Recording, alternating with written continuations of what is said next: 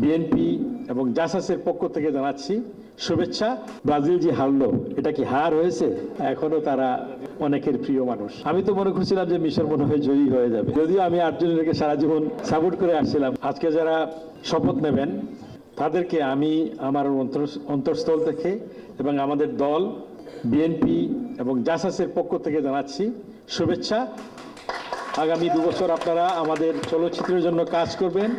এই চলচ্চিত্র যাতে উঠে দাঁড়ায়, আমরা যাতে বিশ্বের মুখে বলতে পারি যে আমাদের চলচ্চিত্র আগের চেয়ে আরও উন্নত, যুগের সাথে তাল মিলিয়ে আমরা সিনেমা করব। সে লক্ষ্যে আপনারা কাজ করবেন, সবাই ঐক্যবদ্ধভাবে কাজ করবেন। যারা এই নির্বাচনে পরাজিত হয়েছেন আপনারা হারাননি, কোনো কিছু হারাননি। এটা হয়, এই যে কিছুদিন আগে ব্রাজিল যে হারলো, এটা কি হার হয়েছে?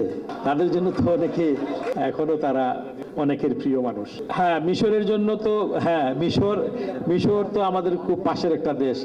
আমি তো মনে করছিলাম যে মিশর মনে হয় জয়ী হয়ে যাবে, যদিও আমি আর্জেন্টিনাকে সারা জীবন সাপোর্ট করে আসছিলাম। কিন্তু গতকাল তারা জয়ী হয়েছে, আমার কাছে মনে হয়েছে তারা জয়ী হয়েছে অ্যাকচুয়ালি।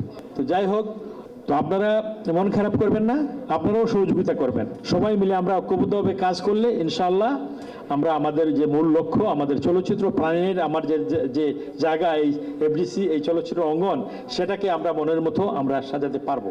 যারা এই নির্বাচনে অত্যন্ত পরিশ্রম করেছেন, বিশেষ করে আমাদের লিপু ভাই নির্বাচন পরিচালনা করতে গিয়ে দেখেছি, খসরু ভাই দেখেছি, আমাদের মিশাদ সওদাগর দেখেছি, আরও ছিলেন অনেকেই।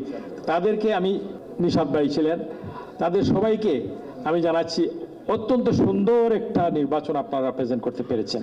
সেজন্য আপনাদের সবাইকে সকলের পক্ষ থেকে, আমাদের সকলের পক্ষ থেকে জানাচ্ছি ধন্যবাদ। আপনারা অত্যন্ত সুষ্ঠু একটা নির্বাচন দিয়েছেন। আপনাদের সকলের কাছে আশা করব যে আমরা এখানে আসব, আমরা যারা এখানে আসি, আপনারা পরিবেশটা এমন সুন্দর করে রাখবেন।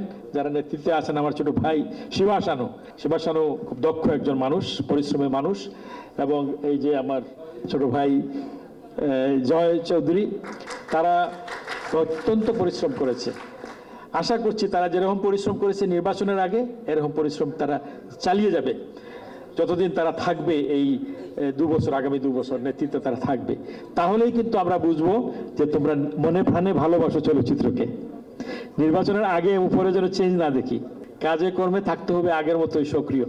সেই আশা ব্যক্ত করে আপনাদের সকলকে ধন্যবাদ জানিয়ে আমার কথা বলা শেষ করছি। আল্লাহ হাফেজ। বাংলাদেশ জিন্দাবাদ।